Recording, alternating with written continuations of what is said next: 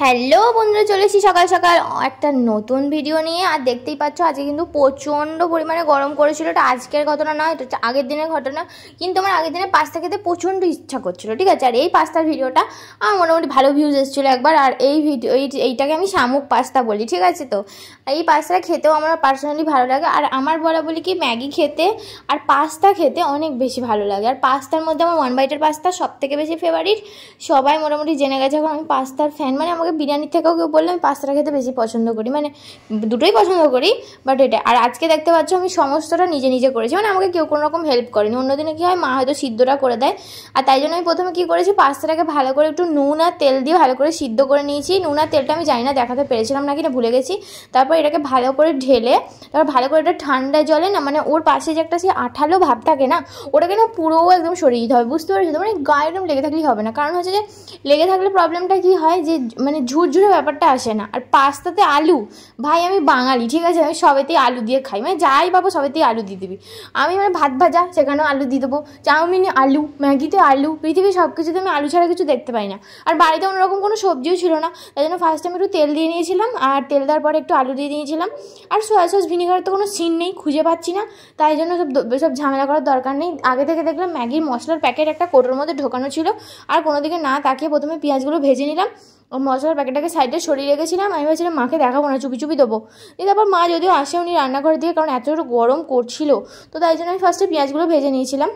আর রান্নাটা আমি করছি, আমি সেটাই তোমাদেরকে জোর দিয়ে বলছি। প্রচণ্ড পরিমাণে গরম করছে, দেখতে পাচ্ছ আমার প্রচুর গরম করছিল। আর একটা ব্যাপার হচ্ছে যে আর পেঁয়াজটাকে না বেশি ভাজলে চলবে না, কিন্তু আমার ব্যাপারটা হচ্ছে যে আমি উপরে ফ্যান চালে একটু হাওয়া খেয়ে নিচ্ছিলাম রান্না করার মাঝে মাঝে, কারণ গ্যাসের তাপটা না শরীরটা পুরো মনে হচ্ছে না একদম সেই অগ্নি, মানে সেই লাভা থেকে আমি পুরো বেরিয়ে আসছি। আর এখন আমি ম্যাগির মশলাটা দিয়ে দিলাম। আর আরেকটা ব্যাপার হচ্ছে যে ম্যাগির মশলার দেওয়ার পাশাপাশি আমার যেটা হয় যে সবাই কী করে ম্যাগির মশলার প্যাকেটটাকে না ছুঁড়ে ফেলে দেয়, কিন্তু আমি ওরকম নয়, ঠিক আছে। তো আমি বাঙালি, তাই জন্য আমি কী করি, ম্যাগি মশলাটা শেষ হয়ে যাওয়ার পরেও ঠিক যেমন আইসক্রিমের উপরে চাটনিটা মানুষ ফেলে দেয় না, সেমনি আমিও ম্যাগি মশলাটা ফেলি না, ওটাকে ভালো করে জিভ দিয়ে চাটি, তারপর ওটাকে ফেলে দিই। আর তারপর এখন আমি পাস্তাটা দিয়ে দিচ্ছি। আর এই পাস্তাটা প্রথমে ভেবেছিলাম যে আমি একাই খাবো, ঠিক আছে। তো কিন্তু পরিমাণে সামান্য একটু বেশি হচ্ছিলো, কিন্তু আমি আবার একা খেতে পারি না, মানে সবাই ধরো সামনে বসে আছে আর আমি একা কাম করে খেয়ে নেবো, ওরকম কখনই ছোটোবেলা থেকে হয়নি, আর হতেও পারবে না কোনোদিনও জীবনে, আমাদের আর পসিবল হয় না। সেই আরেকটা ব্যাপার হচ্ছে যে আমার কাঁচা লঙ্কা খেলে একটু পেট ব্যথা করে, আমি ঝালটা তেমন একটা খেতে পারি না, কিন্তু আমার ঝাল খেতে প্রচণ্ড ভালো লাগে। এবার তাই জন্য শেষে আমি একটা কাঁচা লঙ্কা দিয়ে দিয়েছিলাম। আর দেখো পাস্তাটা দুভাগে ভাগ করেছি, ওই কম পাস্তাটা দেখতে পাচ্ছ ওটা আমি দিদিভাইকে দেবো, কারণ এই দিন দিদিভাইয়েরও শরীরটা খুব একটা খারাপ, মানে ভালো ছিল না, তো যে কারণে এই পাস্তাটা এইভাবে বানানো হয়ে গেছে আমার ঝপাঝপ। আমাদের একটা ইম্পর্টেন্ট ইনফরমেশন দিই যে কোনো বাড়িতে সবজি না থাকলে আলু আর পেঁয়াজটা দিয়ে দেবে, ব্যাস খাবার একদম ঝপাঝপ হয়ে যাবে। আর ফাইনালি আজকে শুভ নববর্ষ, তো আমি এবারে কোনোরকম কোনো শপিং করিনি। আমি ভেবেছিলাম আমার কোনো জামাই হয়নি, আমার দুঃখে আছে জীবনে। তো যাই হোক, ওইসব দুঃখের কথা ছাড়ো, বাদই দাও। আর এই দেখো আমি ডানাকাটা পড়ি, টিং, এটা এতটা খাটাতে হবে, ঠিক আছে। আমি বলছি আর খাটাতে হবে না, এখন দেখছো না পাকিস্তানি চাইলে সবাই এরকম ঢলা পরে, দিদিভাই বললো দিদি, তারপরে আমি এটাই পড়েছিলাম, কিন্তু এটা অ্যাকচুয়ালি খাটাতে হবে, কারণ একটু প্রবলেম হচ্ছে। আর আমার নাচানাচি শেষ, এই দেখো টুং। আর আমি আজকে বাবার সাথে যাব একটু বাইরে কোল্ড ড্রিঙ্কস আনতে। আর তার আগে আমি দেখো দোকানটা কত সুন্দর করে সাজানো হয়েছে। পয়লা বৈশাখ আর বিশ্বকর্মা পুজো, এই দুটো পুজোতেই মোটামুটি আমাদের বাড়িতে একটু ভালোই মজা হয়, ঠিক আছে। কারণ আমাদের বাড়িতে সেরকম কোনো অনুষ্ঠান হয় না, মানে অনেকের বাড়িতে হরে কৃষ্ণ হয়, সেই কীর্তন দেয়, ওইসব কিছু হয় না। দেখো রজনীগন্ধা, ওয়াও বিউটিফুল সেন্ট। আর সকালবেলা আমি অনেকদিন পর আজকে চান করে নিয়েছিলাম, ফার্স্ট সকালে একটা কি ভালো ব্যাপার আসছিলো। এই দেখো দিদিভাই একদম নিপাট ভালো মানুষের মতো করে চুল আঁচড়ে নিয়েছে, আর ও করছিল, আর বাবাকে বলছিল এখানে দাঁড়া চুপচাপ। আর তারপরে দেখতেই পাচ্ছে যে আমি আর বাবা বেরিয়ে পড়েছি গাড়ি নিয়ে, বর্ধমানের দিকে যাচ্ছি, কারণ অনেকগুলো কোল্ড ড্রিঙ্কস নিয়ে আসতে হবে। মেন ব্যাপারটা হচ্ছে কোল্ড ড্রিঙ্কসের মেন ফ্যাক্টটা তোমাদেরকে বলছি, আমরা এখন চলে যাবো স্মার্ট বাজারে। আর স্মার্ট বাজার বা শপিং মলে কী হয়, দুটোর সাথে একটা ফ্রি দেয়, আর নয়তো 95 টাকার কোল্ড ড্রিঙ্কসটা 80 টাকা, মানে 15% মতো অফ দেয়। তো যে কারণে দামটা অনেকটা বেশি কম লাগে, যদিও 80 টাকা নেয়নি, 79 টাকা পড়েছে।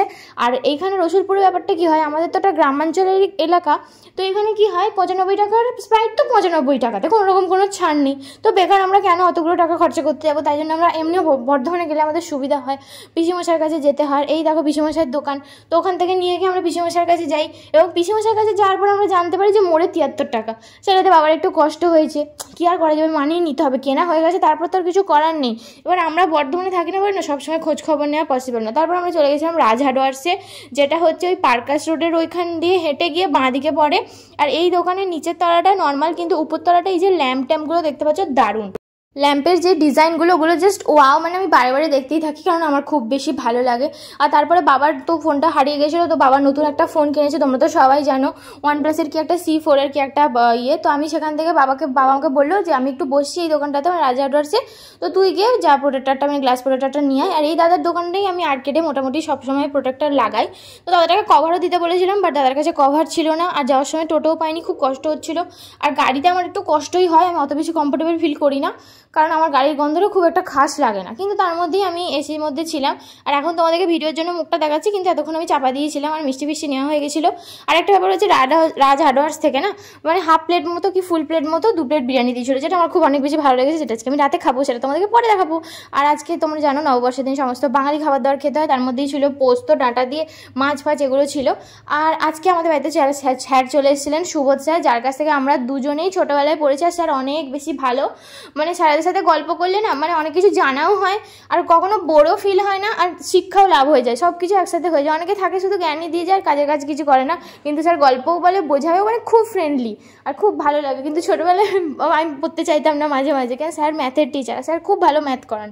আর এখানে দেখতে পাচ্ছি এই যে মিষ্টির প্ল্যাটারটা দেখছো, ওটা আমাদের বাড়ির মিষ্টি, কারণ আমাদেরকে সেইভাবে হালখাতা করার আমরা যেতে পারি না, কারণ আমাদের বাড়িতেই মোটামুটি 400 প্যাকেট মতো মিষ্টি হয়ে থাকে। আর এইগুলো হচ্ছে আমাদের বাড়ির মিষ্টি, এই মিষ্টিগুলো আমাদের বাড়িতে হয়। আর এই চকলেটগুলো আর কিটক্যাটগুলো স্যার এনেছিলেন। আর স্যার প্রত্যেকবারই এই পয়লা বৈশাখের দিন আসেন, অনেকক্ষণ গল্পও হয়। আর তার সাথে স্যার কখনো আমাদের জন্য চকলেট আনতে ভোলে। এটা কিন্তু বিশাল একটা ভালো পাওয়া যায় আমাদের জন্য, কেউ না কেউ এখন এত বড় হয়ে যাওয়ার পরেও চকলেট নিয়ে আসে। এই দেখো মায়ের সাথে আজকে আমি নববর্ষের দিন মাকে আমি খচাচ্ছিলাম এখানে দাঁড়িয়ে দাঁড়িয়ে, আর মায়ের দেখো মুখটা শুকিয়ে গেল, সাথে সাথে মাকে আমি খচিয়ে দিয়েছি, এটা কোনো বড় ব্যাপার নয়। আর আমি বলেছিলাম পরীক্ষা হয়ে গেলে সুন্দর একটা ভিডিও নিয়ে আসবো, সুন্দর সুন্দর, আজকে আমি নিয়ে চলে এসেছি। 2 দিন মাঝখানে ভিডিও দিতে পারিনি, তার জন্য অনেক সরি। আর এবার থেকে ভালো ভালো ভিডিও করবো, সবাই দেখে নাও, ভালো থাকো, please like and subscribe, thank you for watching, tata.